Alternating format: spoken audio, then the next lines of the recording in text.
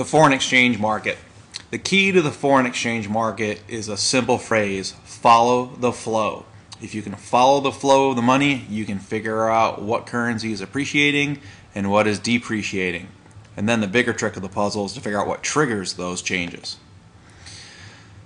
Well, we have to deal with demand for money. Demand for the British pound, which today would be the euro. The supply of the American dollars, how are they affected?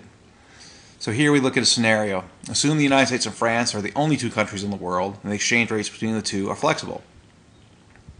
Assume there's an increase in the U.S. demand for French goods, let's say croissants. Explain how this increase in demand will affect each of the following: supply of the dollars and the international value of the dollar. This was a released AP question just a few years ago. Well, here we look at a map of the United States and France. We want to buy croissants from the French, and they need to be paid in euros today, francs in the old days. But currency doesn't flow this way between the two countries. Which way does it flow? You got it. Through the foreign exchange market.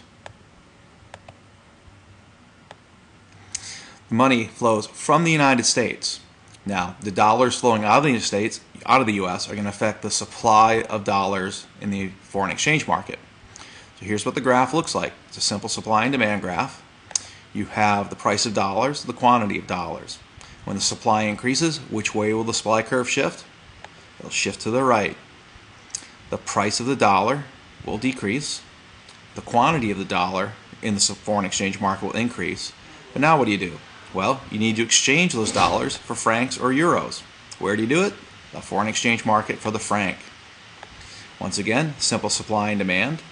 But was once supply over here, if you can follow the cursor, is going to create a demand for the franc or the euro. Demand goes up. The price of the franc or the euro goes up relative to the dollar over here. And so too does the quantity go up. Then that franc can be used to buy your croissants. And they put them on a plane and ship them to the United States. Now, assume there's a real increase in real interest, but not in France. Well, this is one of the determinants of the foreign exchange. So what happens when interest goes up in the United States but not in France? So what's going to happen to the value of the dollar and the quantity of dollar supplied? Well, here once again, where's the money going? If I had money and I lived in France and the interest rate was going up relative to that in France, what would I do with my money? I think I'd send it to the United States. That's what I would do, because I can earn more interest on my investment. So how do you do it? You are so smart. I bet you figured out it's going to go through the foreign exchange. This time, the euro or the franc is going into the exchange first. So it's just the opposite of what we looked at the last time. In this case, supply of the euro or the franc will increase. The price of the euro or franc will decrease. Quantity increases, however. And what do they want to do? Well, they want to invest their money in the United States. In the United States, we don't need no stinking francs. We need dollars, so they have to exchange it for a dollar, which creates a demand for dollars in the foreign exchange market for the dollar. Demand goes up. Price relative to the euro or franc goes up.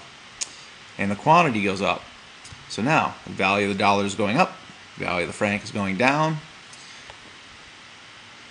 The French investors invest their money here, and we send the bonds back to France.